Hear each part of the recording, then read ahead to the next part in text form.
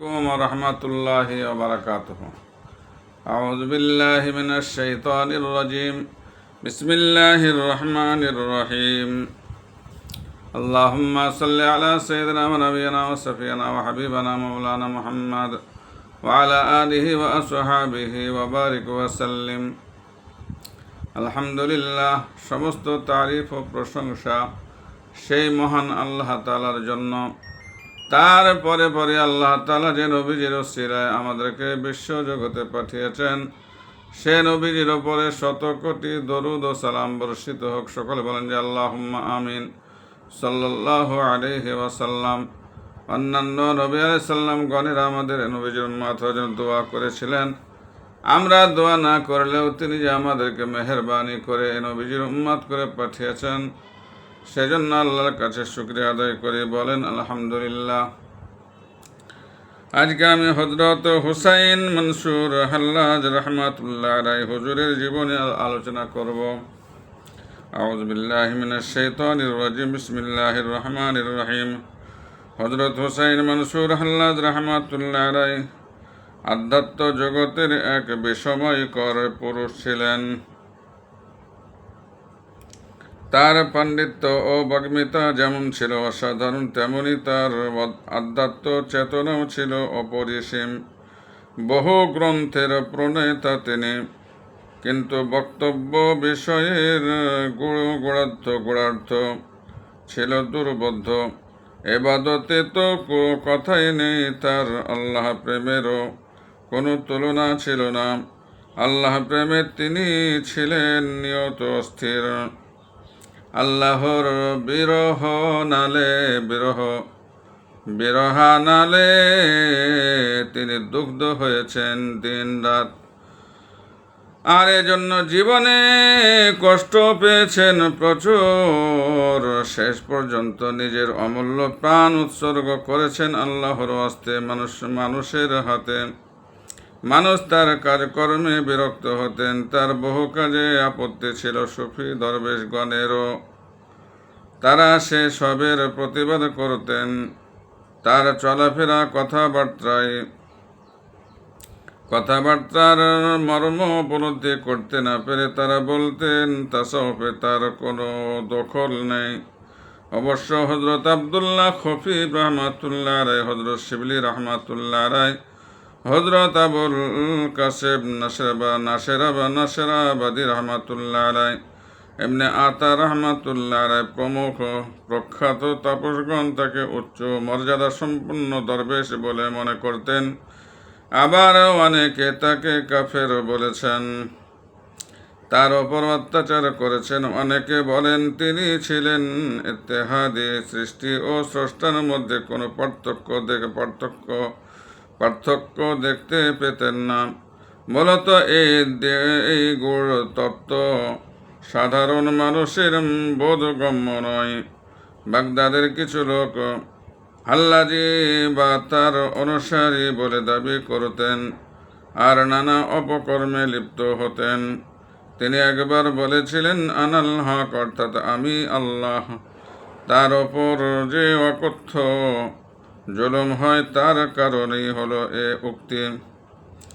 কিন্তু বর্তমান গ্রন্থকার হযরত ফরিদউদ্দীন আখতার রহমাতুল্লাহ আলাইহি বলেন, আমি এটাকেই অত্যন্ত আশ্চর্য মনে করি যে হযরত মুসা আলাইহিস সালাম যখন তুর পর্বতে আল্লাহর জ্যোতি দর্শন করেন, তখন গাছ থেকে ইন্নী আনাল্লাহ, নিশ্চয় আমি আল্লাহ, এই শব্দ শোনা গিয়েছিল।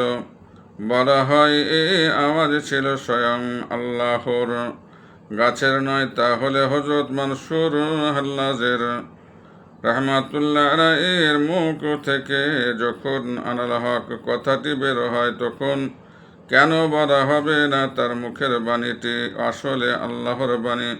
হযরত হুসাইন মনসুর হাল্লাজের রাহমাতুল্লাহ আলাইহির মুখের কথা নয়। হযরত ফরিদউদ্দীন আখতার রহমাতুল্লাহ আলাইহি বলেন, তার বেলায়ও তো বলা যেতে পারে যে তার জবানে খোদ আল্লাহই আনাল হক কথাটি উচ্চারণ করেছেন। এটি হযরত মনসুর হাল্লাজ রহমাতুল্লাহ আলাইহির কথা নয়। তিনি নিজে আল্লাহ হওয়ার দাবিও করেননি। হযরত শাইখ ফরিদউদ্দিন আখতার রহমাতুল্লাহ আলাইহি বলেন, বাগদাদ শহরে হুসাইন মনসুর নামে এক জাদুকর ছিল। কেউ কেউ তার সঙ্গে তাপসকে গুলিয়ে ফেলেছেন। আসল ঘটনা কিন্তু অন্যরকম। জাদুকরের জন্ম ওয়াসেদ শহরে, আর মনসুর হাল্লাজ রহমাতুল্লাহ আলাইহি বাস করতেন বাগদাদে। যাই হোক, হযরত আব্দুল্লাহ খফিফে রহমাতুল্লাহ বলেন, হুসাইন মনসুর হাল্লাজ রহমাতুল্লাহ আলাইহি আল্লাহর মারিফাতে জ্ঞানী ছিলেন। হযরত শিবলি রহমাতুল্লাহ আলাইহি বলেন, হযরত মনসুর হাল্লাজ রহমাতুল্লাহ আলাইহি ও আমরা দুজন একই অবস্থার লোক। পার্থক্যটুকু এই যে আল্লাহর দাবিদার মনে করে মানুষ তাকে ধ্বংস করেছে। পার্থক্য এই যে আল্লাহর দাবিদার মনে করে মানুষ তাকে ধ্বংস করেছে, আর আমাকে পাগল মনে করে দূর করে দিয়েছে। হযরত মনসুর হাল্লাজ রহমাতুল্লাহ আলাইহি এর সঠিক জন্মস্থান জানা যায় না, তবে তার বাল্য ও কৈশোর অতিবাহিত হয় বাগদাদে। 18 বছর বয়সে তিনি তস্তরে চলে যান। সেখানে হযরত আব্দুল্লাহ তস্তরি রহমাতুল্লাহ আলাইহি এর সংস্পর্শে 2 বছর কাটান। তারপর বসরা থেকে দাও হারকা, সেখানে হযরত আমর ইবনে উসমান মুক্কি রহমাতুল্লাহ আলাইহি এর সাহচর্যে আসেন, আর এখানেই তিনি বিবাহ করেন হযরত ইয়াকুব আতা রহমাতুল্লাহ আলাইহি এর কন্যাকে। অতঃপর হযরত ইয়াকুব রহমাতুল্লাহ আলাইহি এর সঙ্গে মনোমালিন্য হওয়ায় তিনি বাগদাদে হযরত জুনাইদ বাগদাদি রহমাতুল্লাহ আলাইহির দরবারে চলে আসেন। এখানে বেশ কিছুদিন কাটিয়ে তিনি চলে যান মক্কায়। সেখানে 1 বছর কাটান। তারপর একদল সুফি সাধকের সঙ্গে তিনি আবার বাগদাদে আসেন। এই সময় তিনি হযরত জুনাইদ বাগদাদি রহমাতুল্লাহ আলাইহির কাছে একটি জটিল মাসআলার উত্তর জানতে চান, কিন্তু হযরত জুনাইদ রহমাতুল্লাহ আলাইহি তার প্রশ্নের উত্তর না দিয়ে বললেন, তুমি খুব শীঘ্রই ফাঁসি কাটে চলবে। হযরত মনসুর রহমাতুল্লাহ আলাইহি বলেন, আমি যেদিন ফাঁসি কাটতে চলব সেদিন আপনার অঙ্গেও এ সুফি পোশাকের পরিবর্তে মামুলি পোশাক দেখা যাবে। দুজনের ভবিষ্যৎবাণী সফল হয়। পরবর্তীকালে তার আপাত শরীয়ত বিরোধী কার্যকলাপের জন্য দেশের সমগ্র আলেম সমাজ যখন তাকে হত্যা করার ফতোয়া দেন, তখন কেবল হযরত জুনাইদ রহমাতুল্লাহ আলাইহি ফতোয়ায় সই করেননি, কেননা তখন পর্যন্ত তিনি প্রকৃত সুফি ছিলেন। সুতরাং তার পক্ষে হযরত হাল্লাজ রহমাতুল্লাহ আলাইহির হত্যার সিদ্ধান্তে সম্মতি পোষণ করা সম্ভব ছিল না। দেশের খলিফা বললেন, মনসুর রহমাতুল্লাহ আলাইহির এর বিরুদ্ধে এ ফতোয়াকে যদি শুদ্ধ প্রমাণ করতে হয়, তবে হযরত জুনাইদ বাগদাদি রহমাতুল্লাহ আলাইহির স্বাক্ষর একান্ত জরুরি।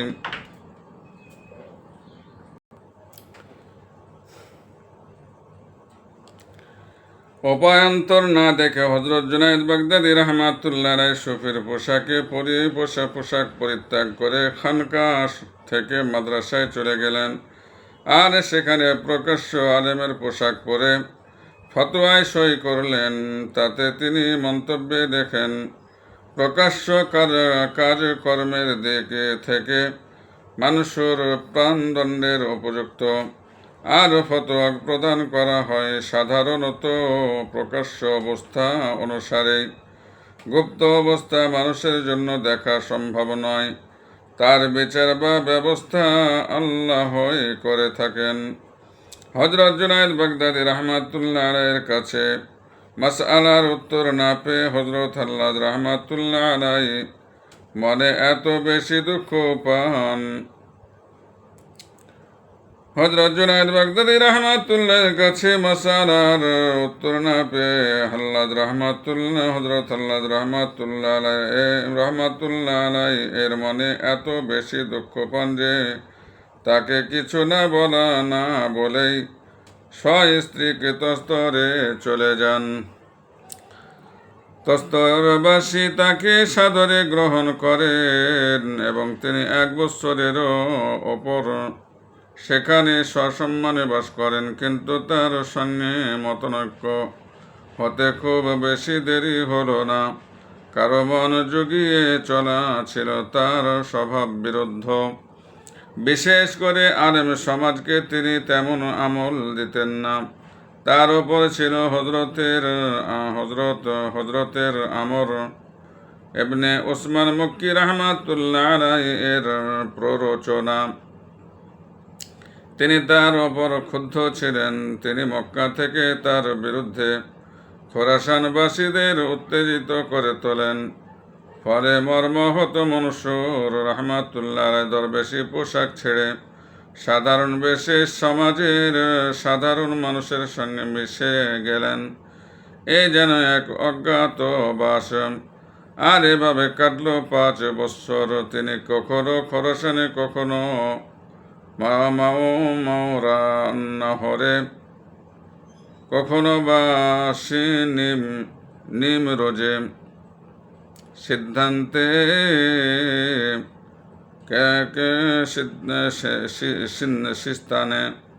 সিন্তানে, কেরমানে ইত্যাদি নানা স্থানে ঘুরে বেড়ান।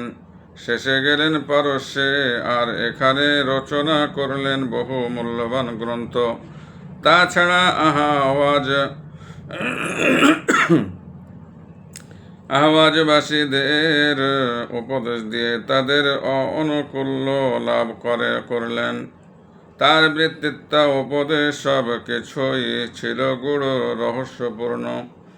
এজন্য স্থানীয় জনগণ তার নাম দেন হাল্লাজুল আসরার। হাল্লাজ আরবি শব্দ, যার অর্থ হলো ধনকার, ধারুকি, যে তুলা ধনে শোনা যায়। একবার তুলার স্তূপের দিকে ইশারা করা মাত্র সেগুলি খুব সুন্দরভাবে ধোনা হয়ে যায়। আর তখন থেকে তিনি হাল্লাজ নামে অভিহিত হন। 5 বৎসর আত্মগোপনের পর তিনি বসরায় ফিরে আসেন আর আবারও সুফি পোশাক পরিধান করেন। সেখানে কিছুদিন থাকার পর তিনি যান মক্কায়। কিন্তু সেখানে উপস্থিত হওয়া মাত্রই হযরত ইয়াকুব নাহারজুরি রাহমাতুল্লাহ তাকে জাদুকর বলে আখ্যা দেন। বাধ্য হয়ে তিনি আবার ফিরে এলেন বসরায়। ওখানে 1 বছর কাটিয়ে আহওয়াজ হয়ে তিনি চলে আসেন হিন্দুস্তান থেকে খোরাসান, মাওরাউন্নাহর প্রভৃতি দেশ ঘুরে ঘুরে চলে যান চীনে। তারপর আবার মক্কা শরীফে। এবার সেখানে 2 বছর কাটান। তারপর মক্কা থেকে বিদায় নেবার সময় তার মধ্যে দারুণ পরিবর্তন আসে। তখন তার কথাবার্তা সম্পূর্ণ দুর্বোধ্য হয়ে পড়ে। কাজে এরপর তিনি যখনই যে দেশে গেছেন তখনই মানুষের কাছে লাঞ্ছিত ও বিতাড়িত হয়েছেন। এক সময় তিনি এত বেশি দুঃখ, কষ্ট, যন্ত্রণা ও উৎপীড়ন সহ করেন যে আর কোনো সাধক দরবেশকে তা কখনো সহ করতে হয়নি। শোনা যায় তার গূঢ় রহস্যপূর্ণ দুর্বোধ্য কথা ও আচরণের কারণে তিনি অন্তত 50টি দেশ থেকে বিতাড়িত হন। অথচ ইনি যখন আগের দফায় বিভিন্ন দেশে পরিভ্রমণ করেন তখন তার জ্ঞানে মুগ্ধ মানুষ তাকে নানা সম্মানে ও উপাধিতে ভূষিত করেছেন। ভারতবাসী তাকে বলতেন আবুল মুগিস, চীনারা বলতেন আবুল মুইন, খোরাসানিরা বলতেন আবুল মুনির, পারস্যবাসীরা বলতেন আবু আবদুল্লাহ জাহিদ, খুজিস্তানবাসীরা বলতেন হাল্লাজুল আসরার। বাগদাদ ও বসরার মানুষ তাকে মুগবের নামে সম্মানিত করেন। শোনা যায় তিনি দিনে রাতে 400 রাকাত নফল নামাজ পড়তেন, কিন্তু নিজের জন্য ওই নফলকে তিনি ফরজ করে নেন। সবাই বলতেন তিনি যে উচ্চ মর্যাদার অধিকারী, তাতে এত কষ্ট করার কি দরকার? তিনি তার উত্তরে বলতেন, কষ্ট ক্লেশ আল্লাহ প্রেমীদের না মনে ঠাঁই পায় না। কষ্ট ক্লেশ আল্লাহ প্রেমীদের মনে ঠাঁই পায় না, কেননা প্রকৃত পক্ষে তারা মৃত মানুষের মতো হয়ে যান। দীর্ঘ 20 বৎসর ধরে তিনি একই পোশাকে উপাসনা করতেন। একবার লোকে জোর করে তার একবার লোকে জোর করে তা খুলে নেয়। তখন দেখা যায় তার ভিতরে জমে আছে অসংখ্য উকুন। তার কোনটির ওজন নাকি ছিল প্রায় 3 রতি। একজন একটি বিছে দেখতে পেয়ে মারতে যায়। তিনি নিষেধ করেন, বলেন ওটি তার সঙ্গে রয়েছে প্রায় 12 বৎসর। সুবহানাল্লাহ। তার অলৌকিক ক্ষমতা সম্বন্ধে বর্ণনা দিয়েছেন হযরত রুশি খেরাদ সমরকন্দি রহমাতুল্লাহ রায়। একবার হযরত মানসুর রহমাতুল্লাহ রায় এর 400 সঙ্গী নিয়ে এত এক বিশাল প্রান্তর অতিক্রম করছিলেন। সঙ্গীরা ক্ষুধায় কাতর হয়ে তাকে বললেন, এখন যদি ভুনা মাথা ছাগলের ও রুটি খেতে পেতাম তো বড়ই তৃপ্তি হতো। তিনি তাদের সারিবদ্ধ অবস্থায় বসিয়ে দিয়ে নিজের পেছনে হাতে নিয়ে গিয়ে একটি মাথা ও রুটি এনে একজনকে দিলেন, আর এই ভঙ্গিতে 400 জনকেই মাথা ও রুটি খাওয়ালেন। কিছুক্ষণ পরে সঙ্গীরা খেজুর খেতে চাইলে তিনি শটান দাঁড়িয়ে সঙ্গীদের বললেন, তোমরা আমাকে ধরে নাড়া দাও। তারা নাড়া দিতেই প্রচুর পাকা খেজুর পড়তে লাগলো। তারাও বেশ মজা করে খেজুর খেলেন।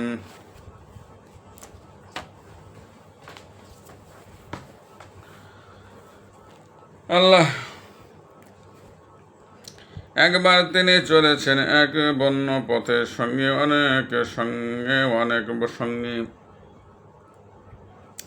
তারা আঙ্গুর খেতে চাইলেন। তিনি তার ডান হাতখানা যেমনই ওপরে উঠালেন, অমনি হাত ভর্তি আঙ্গুর এলো। আর এভাবে বেশ কয়েকবার শূন্য হাত তুলে তিনি পেট পুরে তাদের আঙ্গুর খাওয়ালেন। কিছুক্ষণ পরে তাদের হালুয়া খাবার ইচ্ছে হলো। আর অলৌকিক শক্তি বলে তিনি তাদের সে ইচ্ছাও পূরণ করলেন। একজন বলল, হালুয়ার স্বাদ হুবহু বাগদাদের হালুয়ার মতো। তিনি বললেন, আল্লাহর রহমতে আমার জন্য বাগদাদের বাজার আর বন জঙ্গল দুই সমান। ওই দিন বাগদাদের বাবে ইন্তাকিয়া বাজারের এক হালুয়ার দোকান থেকে হালুয়া ভর্তি একটি কড়াই হঠাৎ উধাও হয়। তিনি যখন সদল বলে বাগদাদে পৌঁছলেন, তখন এক মুরিদের কাছে কড়াইটি দেখতে পেয়ে দোকানদার তাকে জিজ্ঞেস করলেন, এটি আপনি কোথায় পেলেন? মুরিদ ঘটনাটি বললেন, আর হালুয়া বিক্রেতা অবাক হয়ে হযরত মানসুর হাল্লাজ রাহমাতুল্লাহ আলাইহি এর কাছে দীক্ষা নিলেন। একবার হজ যাত্রায় তার সঙ্গে ছিলেন 400 হজ যাত্রী। তাদের নিয়ে তিনি মক্কায় পৌঁছে কাবা ঘরের সামনে ওই যে দাঁড়ালেন। পুরো 1 বছর আর নড়লেন না। এভাবে দাঁড়িয়ে রইলেন। সূর্যের তাপে তার দেহ গলে গিয়ে চর্বি বেরোতে লাগলো। গায়ের চামড়া গেল কে ফেটে, কিন্তু তিনি এক চুলও নড়লেন না। এ অবস্থায় এক লোক প্রতিদিন তাকে একটি রুটি এক কুজো পানি দিয়ে আসত। তার থেকে মাত্র এক ঢোক পানি আর এক টুকরো রুটি খেয়ে বাকি সব রেখে দিতেন। হযরত মনসুর হাল্লাজ রাহমাতুল্লাহ আলাইহি আরাফাতের মাঠে গিয়ে আল্লাহর দরবারে প্রার্থনা করেন, প্রভু গো, আপনি পথভ্রষ্ট মানুষের পথ প্রদর্শক। আমি যদি সত্যি কাফের হয়ে থাকি তবে আমার কুফরি বাড়িয়ে দিন। যখন লোকজন তার চারপাশ থেকে চলে যেত তখন তিনি আবার দোয়া করতেন, প্রভু, আমি আপনার একত্ব স্বীকার ও বিশ্বাস করে আপনি ছাড়া আর কারো ইবাদত করি না, আর আপনার দিয়া দানের জন্য কৃতজ্ঞতা প্রকাশ করতে অক্ষম বলে তা প্রকাশ করতে পারি না। অতএব আমার অনুরোধ, আমার বদলে আপনি আপনার নিয়ামত সমূহের শুকর আদায় করুন, কেননা আপনার প্রদত্ত নিয়ামত সমূহের সম্পূর্ণ শুকর আদায় আপনার কোনো বান্দার দ্বারা সম্ভব নয়, সেটি কেবল আপনার দ্বারাই হতে পারে।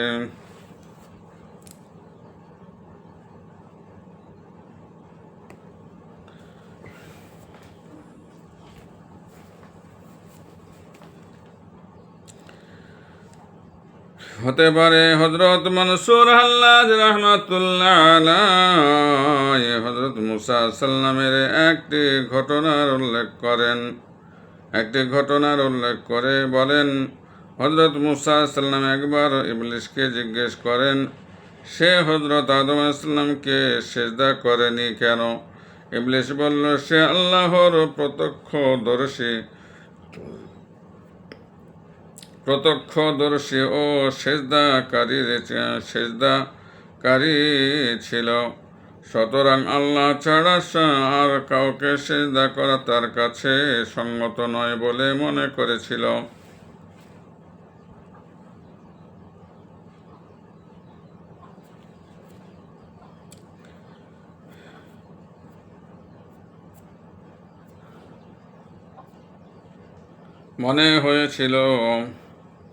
সেজদা করা তার কাছে সঙ্গত নয় বলে মনে হয়েছিল।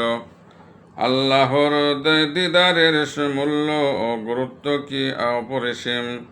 হযরত মুসা সাল্লাম তা জানেন। আল্লাহর দিদার লাভের প্রতি তার তীব্র বাসনার পরিপ্রেক্ষিতে আল্লাহ হযরত মুসা সাল্লামকে বললেন, পাহাড়টার দিকে তাকান, আর আপনিও প্রবল বাসনা নিয়ে পাহাড়টির দিকে দৃষ্টি দেন। ধৈর্যের সংজ্ঞা কি? এ প্রশ্নের উত্তরে মনসুর হাল্লাজ রাহমাতুল্লাহ আলাইহি বলেন, হাত পা কেটে ফেললেও শুলে চড়ালেও দুঃখ না করা এবং বিচলিত না হওয়ার নাম ধৈর্য। হযরত ফরিদউদ্দীন আখতার রাহমাতুল্লাহ আলাইহি বলেন, আশ্চর্য লাগে হযরত মনসুর হাল্লাজ রাহমাতুল্লাহ আলাইহি এর প্রতি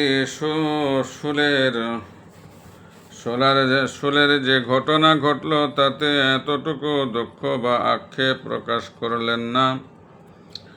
হযরত শিবলি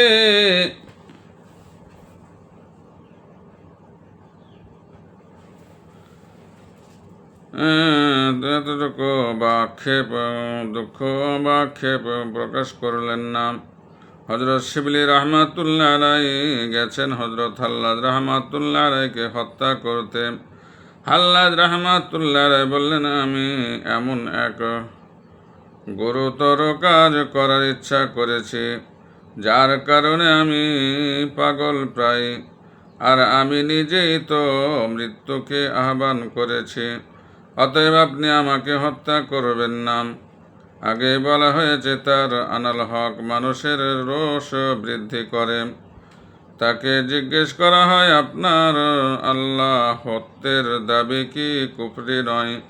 তিনি বললেন, আল্লাহর প্রকৃত পরিচয় হলো সব কিছুই তার, আর আপনাদেরই কথা তিনি কখনো বিলুপ্ত হন না। তবে কি হুসাইন মনসুর বিলীন হয়ে গেছে? হযরত জুনায়েদ বাগদাদী রাহমাতুল্লাহ আলাইহিকে প্রশ্ন করা হয়েছিল, হযরত মনসুর রাহমাতুল্লাহ আলাইহির কথার অন্য অর্থ করা যায় কিনা? তিনি বললেন, আর সে চেষ্টা করো না, কেননা সময় পার হয়ে গেছে। এখন আলেম সমাজ ও খোদ খলিফা তার প্রতি বিরূপ হয়েছেন। তিনিও 1 বছর ধরে বন্দী। তার অনুসারীরা তার কাছে যাতায়াত করতেন। তিনি তাদের কথার সন্তোষজনক জবাবও দিতেন, কিন্তু এখন লোকজনের যাতায়াত নিষিদ্ধ করা হয়েছে।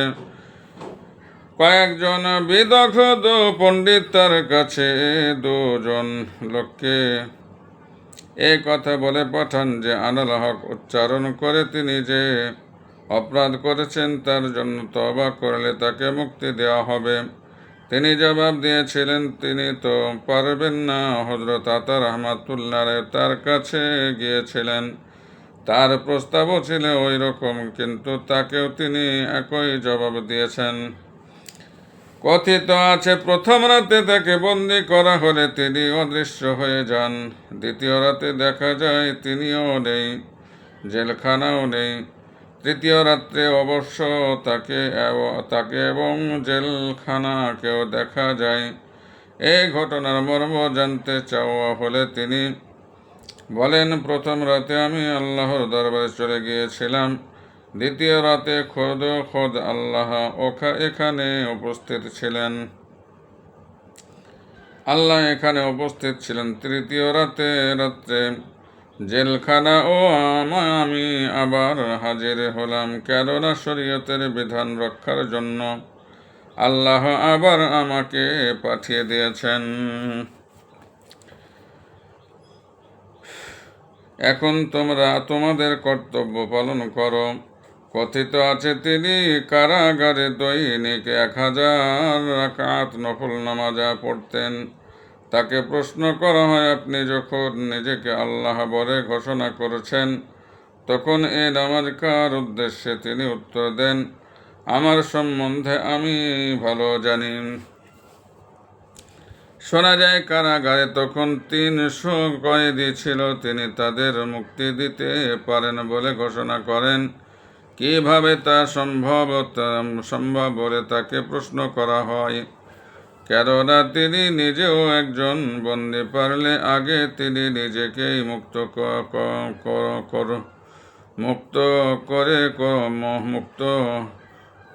করুন না দেখি। হযরত মনসুর রাহমাতুল্লাহ আলাইহি বলেন, আমি যে আল্লাহর বন্দী আর শরীয়তের অনুসরণ করি, না হলে ইচ্ছা করলে চোখের ইশারায় সব শৃঙ্খল ছিন্ন করতে পারি। এই বলে আঙ্গুলের ইশারায় সত্যি সব কয়েদির শিকল ছিঁড়ে ফেললেন।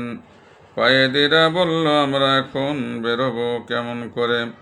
জেলের দরজা যে বন্ধ। তিনি তখন ইশারা করতে দেয়ালে কয়েকটি জানালা তৈরি হয়ে গেল। কয়েদিদের বললেন, যাও, চলে যাও, আপনি আসবেন না? তারা বলল। তিনি বললেন, প্রভুর সঙ্গে আমার একটা গোপন ব্যাপার আছে, তার মীমাংসা হবে শুলে চড়ে। সুবহানাল্লাহ, ইন্না লিল্লাহ। পরদিন প্রহরীরা দেখল জেল শূন্য, একটিও কয়েদি নেই। তারা জিজ্ঞেস করল, কয়েদিরা কোথায়? তিনি বললেন, আমি সবাইকে ছেড়ে দিয়েছি, তবে আপনি থেকে গেলেন কেন? তারা বলল, আমার অপর মালিকের খেদ রয়েছে, সেই জন্য অপেক্ষা করছে। খলিফার কাছে সংবাদ পৌঁছলে তিনি হুকুম দিলেন, চাবুক মেরে তাকে কতল করা হোক, তা না হলে আরও বিপত্তি ঘটতে পারে। নির্দেশ মতো তাকে কারাগার থেকে বের করে এনে 300 ঘা চাবুক বসানো হলো, কিন্তু তাতেও তার আনাল হক উচ্চারণ বন্ধ হলো না। বরং আরো জোরে তিনি তা করতে লাগলেন। যে লোকটি আঘাত করেছিল সে বলল, প্রতিটা আঘাতে শোনা গেছে, মানুষের ভয় পেও না, মানুষের ভয় পেও না। অত আঘাত সত্ত্বেও তিনি নির্বিকার অবিচল। তারপর তাকে শুলে চড়াবার জন্য নিয়ে যাওয়া হলো। এই মর্মান্তিক দৃশ্য দেখার জন্য প্রায় লক্ষাধিক লোকের সমাবেশ ঘটে। সেই বিশাল জনতার দিকে তাকিয়ে তিনি বলে উঠলেন, হক হক আনাল হক। এমন সময় এক দরবেশ তার সামনে এসে বললেন, প্রেম কি বস্তু? তিনি বললেন, আজ নিজের চোখেই তা দেখতে পাবেন, কাল এবং পরশুও দেখতে পাবেন। অর্থাৎ প্রথম দিন তাকে হত্যা করা হবে, দ্বিতীয় দিন তার মরদেহ পুড়িয়ে ছাই করা হবে, তৃতীয় দিন সে ছাই বাতাসে উড়িয়ে দেওয়া হবে। এইগুলি হলো প্রেমের নিদর্শন। তাকে যখন শুলে চড়ানো হয় তখন তার সেবক এসে তার শেষ উপদেশ প্রার্থনা করেন। তিনি বললেন, নিজেকে যে কোনো সৎ কাজে নিয়োজিত রেখো, না হলে রিপু তোমাকে মন্দ কাজে লাগিয়ে দেবে। তার ছেলে এসে কিছু শুনতে চাইলেন। তিনি বললেন, দুনিয়ার সবাই পুণ্য কর্মের চেষ্টায় আছে, তুমি এমন একটি কাজের চেষ্টা করো যার একটি করা সারা বিশ্বের মানুষ ও জিনের আমল হতে উত্তম হয়। সেটি হলো হাকিকাতের একটি অণু।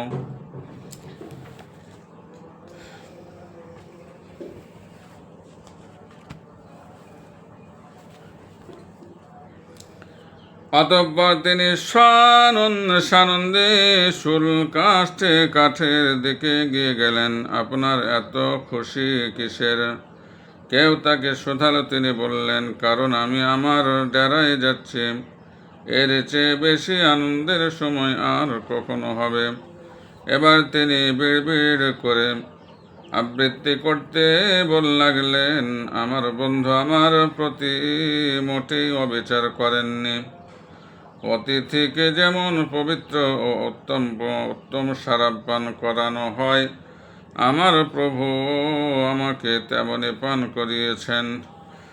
শরাবের পাত্র কয়েকবার পান করাবার পর খাপ ও তরবারি সহ এগিয়ে যাবার জন্য বন্ধু আমাকে সাদরে আহ্বান জানালেন। আর এই হলো ওই ব্যক্তির উপযুক্ত আযাব, যে গ্রীষ্মকালে অজগরের সঙ্গে বসে পুরাতন শরাব পান করে। তাকে নিয়ে যাওয়া হলো শুলের তলায়। তিনি শুল চুম্বন করলেন আর তার উপর শুলের সিঁড়িতে পা রেখে বললেন, বীর পুরুষের মেরাজ হলো শুলদণ্ড। এবার তিনি কেবলামুখী হয়ে আল্লাহর দরবারে মোনাজাত করলেন, প্রভু গো, যা চেয়েছিলাম তাই পেলাম। যখন তাকে শুলে চড়ানো হলো তখন তার শিষ্যগণ বললেন, হুজুর, যারা আপনার ওপর নিষ্ঠুর ব্যবহার করলো আর আমরা যারা আপনার সমর্থক, তাদের প্রতি আপনার ধারণা কি? তিনি বললেন, যারা আমার প্রতি নিষ্ঠুর ব্যবহার দেখালো তারা দ্বিগুণ পুণ্য অর্জন করবে, আর যারা আমাকে সমর্থন করেছে ও আমার প্রতি পবিত্র ধারণা পোষণ করেছ, তারা পাবে মাত্র একটি স্বভাব, কেননা তোমরা আমার প্রতি কেবল ভালো ধারণাই পোষণ করেছ, আর তারা একত্ববাদের শক্তি ও শরীয়তের কঠিন বিধান এই দুয়ের তাড়নায় তাড়িত। মনে রেখো, ইসলামে তাওহীদই আসল, আর ভালো ধারণা তার শাখা মাত্র। তিনি নাকি যৌবনে এক তরুণীর প্রতি দৃষ্টিপাত করেন, সে কথা তার মনে এলো, আর বললেন, এতদিন পর আজ তার প্রতিশোধ নেওয়া হলো। এবার হযরত শিবলি রাহমাতুল্লাহ আলাইহি এসে তাকে তাসাউফ বা সাধনা সম্বন্ধে জিজ্ঞেস করলেন। তিনি বললেন, আপনি যা দেখেছেন তা তাসাউফের নিম্ন শ্রেণী, তাহলে উচ্চ কোনটি? শিবলি রাহমাতুল্লাহ আলাইহি জিজ্ঞেস করলেন। তিনি বললেন, সেটি আপনার জ্ঞানের তিনি বললেন, সেটি আপনার জ্ঞানের বাইরে।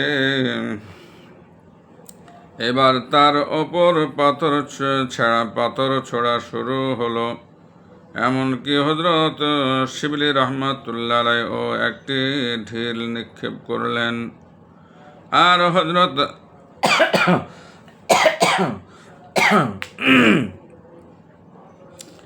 হযরত হাল্লাদ রাহমাতুল্লাহ আলাইহি আর্তনাদ করে উঠলেন।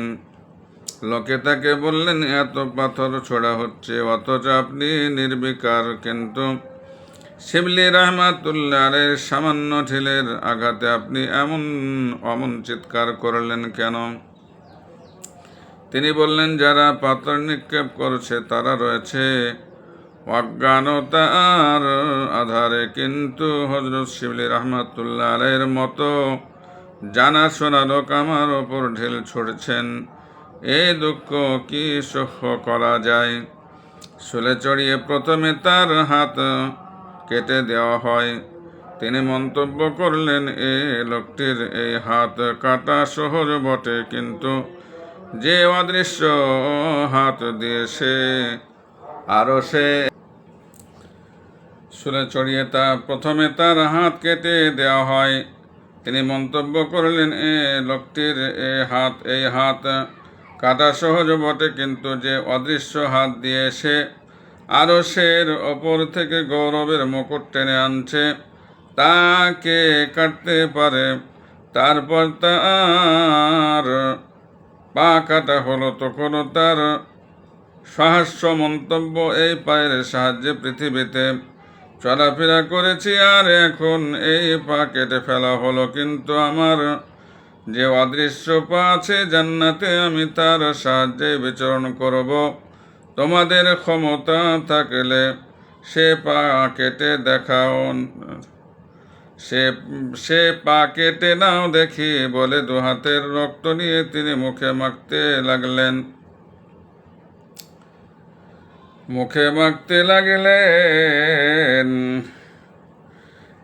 আপনি কি করেছেন? তাকে সবাই বলে। তিনি বললেন, আমার শরীরের রক্ত ঝরছে প্রচুর, তাই মুখখানি সাদা হয়ে গেছে। তোমাদের মনে হতে পারে বুঝি বা ভয়ে মুখখানি সাদা হয়ে গেছে, তাই মুখে রক্ত মেখে লাল করে নিলাম। তারপর তিনি হাতে রক্ত মাখতে লাগলেন। বললেন, অজু বানাচ্ছি। লোকে বলে, কি রকম? তিনি বললেন, 2 রাকাত ইশকের নামাজ আছে, যা রক্ত দ্বারা অজু করে আদায় করতে হয়। এরপর তার চোখ উপড়ে ফেলা হলো। আর এ দৃশ্য দেখতে না পেরে জনগণ কান্নায় ভেঙে পড়ল।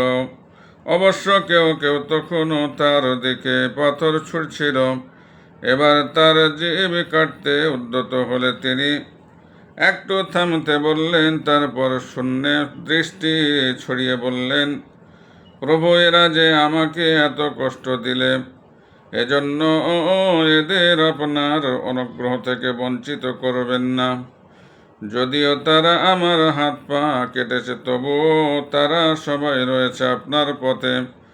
তারা যদি আমার মাথাও কেটে নেয়, তবুও তাদের উদ্দেশ্যে শুধু আপনারই দিদার লাভ করা। এবার তার নাক ও কান কেটে দেওয়া হলো। তার ওপর প্রস্তর নিক্ষেপ তখনও বন্ধ হয়নি। তার শেষ কথা হলো, আমি একত্ববাদের প্রেমিক। একত্বের প্রতি প্রেম হলো এককে একই জানা, আর অন্য কাউকে সেখানে স্থান না দেয়া। তারপর তিনি আয়াতি পাঠ করলেন, যারা ঈমান আনে না এবং কিয়ামতকে অবিশ্বাস করে তা থেকে পালিয়ে যায়, অথচ তারা অন্তরে জানে যে এ অবধারিত সত্য, তারাই সহাস্যে রাসূল করিম সাল্লাল্লাহু আলাইহি ওয়াসাল্লামকে তাড়াতাড়ি কিয়ামতে এনে দেখাতে বলে। আর যারা ঈমান আনে সেই ভয়ঙ্কর দিনের নাম শুনে ভয়ে ভীত হয় ও কুকর্ম থেকে বিরত থাকে, তারাই কিয়ামতকে সত্য বলে জানে ও মনে প্রাণে বিশ্বাস করে। এটুকু বলার পরই তার জীব কেটে নেওয়া হলো। তখন দিনের আলো ফুরিয়ে এলো সন্ধ্যা। এবার খলিফার নির্দেশে দেহ থেকে তার মাথা বিচ্ছিন্ন করা হোক। এই আদেশ পালনে ঘাতকেরা প্রস্তুত।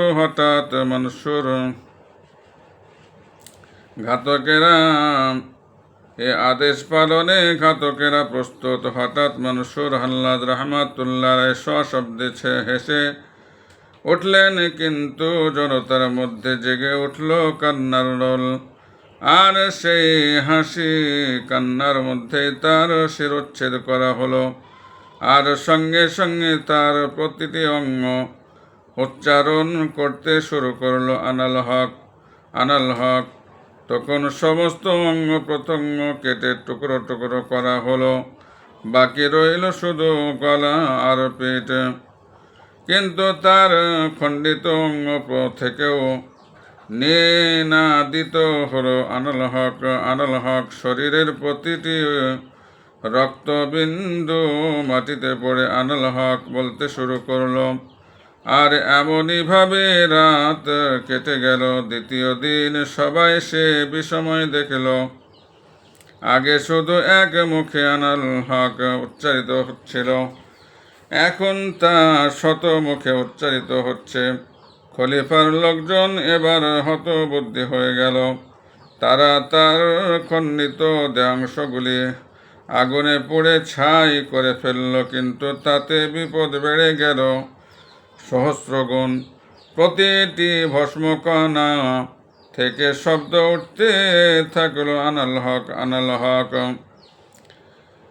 বেগতিকে বুঝে খলিফা নির্দেশ দিলেন, তার দেহ ভস্ম দজলা নদীতে ফেলে দেওয়া হোক। কিংকর্তব্য বিমূঢ় প্রশাসন কর্মীরা তাই করল, কিন্তু তার ফল হলো আরো মারাত্মক। হঠাৎ দজলা নদী ফুঁসে উঠল বিপুল জলোচ্ছ্বাসে, আর উৎক্ষিপ্ত তরঙ্গ আনাল হক, আনাল হক বলতে বলতে প্রচণ্ড বেগে আছড়ে পড়ল নদী তটে। জনগণের মধ্যে আতঙ্ক সৃষ্টি হলো, হয়তো ক্রুদ্ধ নদী বাগদাদ মহানগরী গ্রাস করে ফেলবে। সবাই তখন দিশেহারা। হযরত মানসুর হাল্লাদ রহমাতুল্লাহ আলাইহি ওই ক্ষমতা বলে ভবিষ্যতের কথা জেনে নিয়েছিলেন, তাই তিনি তার এক শিষ্যকে বলে যান, তার দেহ ভস্ম দজলা বক্ষে নিপতিত হলে তা ভীষণ আকার ধারণ করবে। তখন তিনি যেন তার খেরকাটি নদীকে দেখিয়ে দেন, তাহলে সে শান্ত হয়ে যাবে। হঠাৎ কথাটি মনে এলো ওই শিষ্যের। তিনি তাড়াতাড়ি তার খেরকাটি নিয়ে নদীর সামনে ধরলেন, আর সঙ্গে সঙ্গে নদী শান্ত হয়ে গেল।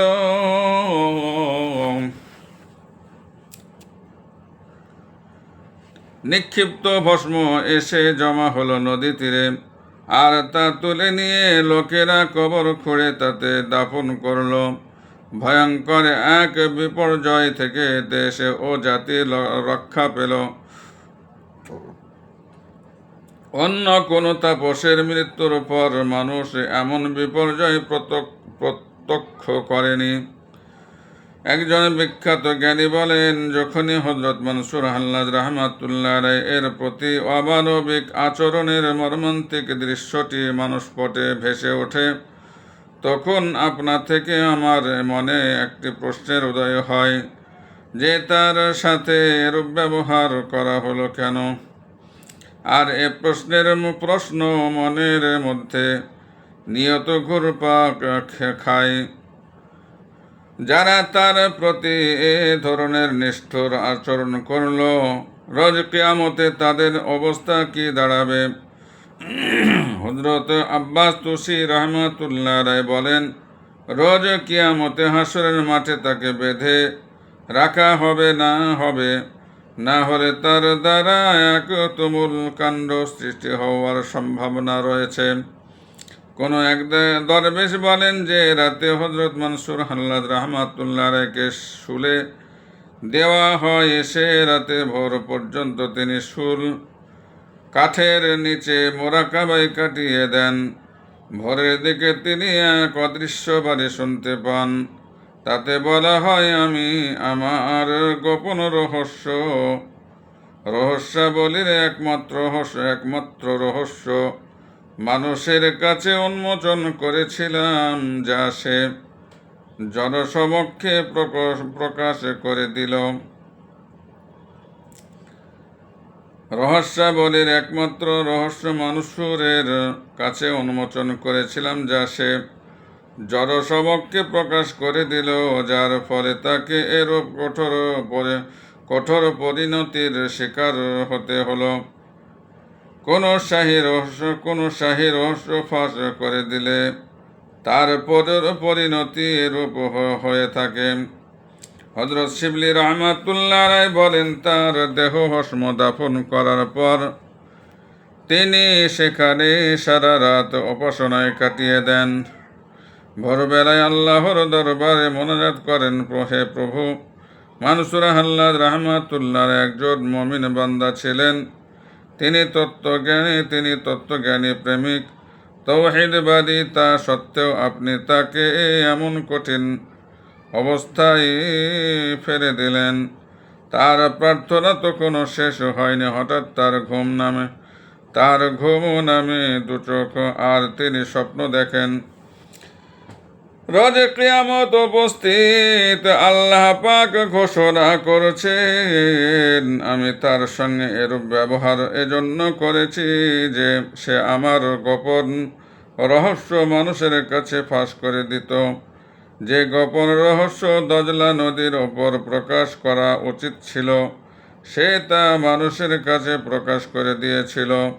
হযরত শিবলি রহমাতুল্লাহ রায় দ্বিতীয় রাতে পুনরায় তাকে স্বপ্নযোগে দেখেন আর তার অবস্থা জানতে চান। তিনি উত্তর দেন, আল্লাহ তাকে অনুপম জান্নাতে জায়গা দিয়েছেন।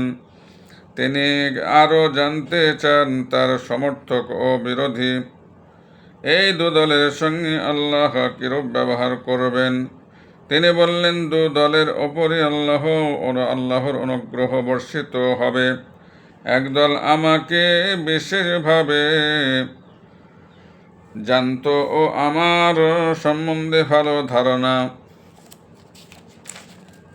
ধারণা করত, অন্য দল জানত না, কিন্তু আল্লাহর সন্তুষ্টি লাভের জন্যই আমার বিরোধিতা করত।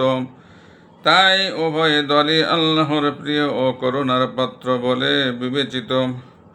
কোনো এক দরবেশ স্বপ্ন দেখেন, হাসরের মাঠে হযরত মনসুর হাল্লাদ রহমাতুল্লাহ রায় শরাবের পেয়ালা হাতে নিয়ে দাঁড়িয়ে আছেন, কিন্তু তার দেহের সঙ্গে মাথা যুক্ত নয়। এর কারণ জিজ্ঞেস করলে তিনি বললেন, পৃথিবীতে যাদের শিরচ্ছেদ হয়েছে তারাই হাসরের মাঠে শরাবের পেয়ালার অধিকারী হবে। হযরত শিবলি রহমাতুল্লাহ রায় বলেন, হযরত হাল্লাদ রহমাতুল্লাহ রায়কে যখন শুলে তোলা হয়, তখন ইবলিস তার সামনে এসে বলে, আপনি যা বলেছেন আমিও তাই বলেছিলাম। আপনি আনাল হক বলছেন, আমি বলতাম আনা খায়রুন, আমি সর্বোত্তম। তবে কেন আপনার প্রতি আল্লাহর অনুগ্রহ আর আমার প্রতি অভিশাপ অবতীর্ণ হলো? হযরত হাল্লাদ রাহমাতুল্লাহ রায় জবাব দেন, তুমি তা বলেছিলে অহমিকা প্রসূতি হয়ে স্বেচ্ছায়, আর আমি আনাল হক বলেছিলাম আমার আমিত্ব সম্পূর্ণ বিসর্জন দিয়ে আল্লাহরই ইশারায়। এই হলো অনুগ্রহ ও অভিশাপের কারণ। জেনে রেখো অহংকার আল্লাহর দরবারে অত্যন্ত ঘৃণিত, নিকৃষ্ট। পক্ষান্তরে আমিত্ব বিসর্জন দেওয়া হলো আল্লাহর কাছে অত্যন্ত প্রিয় ও পছন্দনীয় কাজ। হযরত মুসা সাল্লাম সম্পর্কে তার অভিমত জানতে চাওয়া হলে হযরত মনসুর আহ্লাদ রাহমাতুল্লাহ বলেন, তিনি ছিলেন সর্ব অবস্থায় সত্য ও ন্যায়ের ওপর প্রতিষ্ঠিত। ফেরাউন সম্পর্কে তার বক্তব্য সেও খাঁটি ছিল, কেননা আল্লাহ খাস ও আম, বিশেষ ও সাধারণ দুই শ্রেণীর মানুষ সৃষ্টি করেছেন। উভয় শ্রেণী নিজ নিজ পথে চলে, আর উভয় শ্রেণীর পথ প্রদর্শক হলেন আল্লাহ। তার তত্ত্ব কথা সমূহ খুবই উচ্চাঙ্গের। তিনি বলেন, 1 নম্বর, আল্লাহর স্মরণে লিপ্ত হয়ে যারা ইহলোক পরলোক সব কিছু ভুলে যায়, তারাই আল্লাহর নৈকট্য লাভ করে। 2 নম্বর, সুফি ব্যক্তি বড় একা, এই কারণে যে আল্লাহ ছাড়া তিনি কোনো কিছুর খবর রাখেন না, অন্যরাও তার সম্বন্ধে কোনো কিছু জানতে পারে না। 3 নম্বর, ইমানের আলোয় আল্লাহর অনুসন্ধান করো। 4, হিকমত তার সদৃশ্য, হিকমতের তীর সদৃশ্য আল্লাহ তীরন্দাজ, তার নিশানা সৃষ্টি জগৎ। 5 নম্বর, মুমিন তিনি যিনি ধন সম্পদকে দর্শনীয় মনে করে স্বপ্নের রাজ্যে সন্তোষ অবলম্বন করেন। 6 নম্বর, সৃষ্টি বিপর্যয়ে ধৈর্য ধারণ করা ও আল্লাহকে ভালোভাবে জেনে নেওয়াই হলো সর্বোৎকৃষ্ট চরিত্র। 7 নম্বর, আমলকে অসততা থেকে পবিত্র রাখার নামই হলো আখলাক। 8 নম্বর, সাধারণ মানুষের জ্ঞান তত্ত্বজ্ঞানের আধ্যাত্ম চিন্তা বিদ্বানগণের জ্যোতি এবং পরবর্তী মুক্তিপ্রাপ্তদের পথই হলো প্রথম থেকে শেষ পর্যন্ত একই আল্লাহর পথে সম্পৃক্ত ও জড়িত।